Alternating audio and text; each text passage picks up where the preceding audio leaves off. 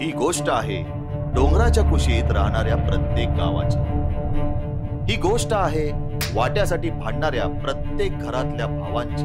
अरे पण तो असंही म्हणत होता, जमीन हा उंबरठ्यावरचा दिवा आहे, ती आत्ता इथली तर आजची परिस्थिती सुधरेल, पण पुढच्या पिढ्यांचं काय?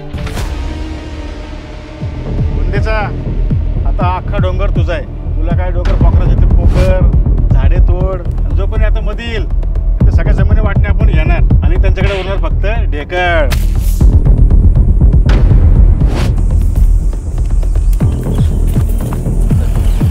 ज्यांनी कोणी बहीण भावासाठी सण सुरू केले का, रक्षाबंधन भाऊबीज, त्यांना जाऊन सांगा या भावाभावांसाठी पण एक सण सुरू करा रे। लोक हसायला येतात, पोसायला नाही येत। पोरीला 5,000ची खेळणी घेशील, बायकोला 10,000ची साडी घेशील, पण गावाकडे आल्यावर आई बापाला द्यायला 500 रुपये नसतात तुझ्याकडे। अहो माणसांनी कशी आपली किंमत मिठासारखी ठेवावी।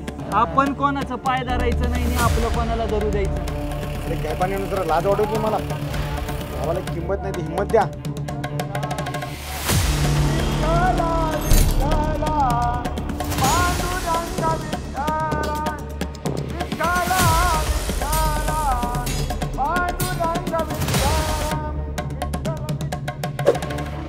कुठे चालला रे? डोंगर फोडायला। डोंगर काय तुझ्या बापाचा आहे का? काय तुझ्या बापाचा आहे का? ही गोष्ट आहे इलिगल डेव्हलपमेंटमुळे डोंगर पोखरून उरणाऱ्या ढेकळाची।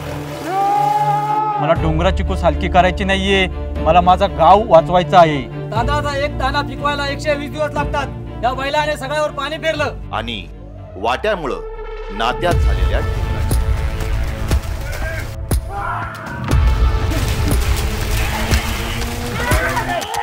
हे तुला बी पोर आहे मला बी पोर आहे, हा ही भांडणं बघून त्यांच्यावर किती वाईट परिणाम होत असेल।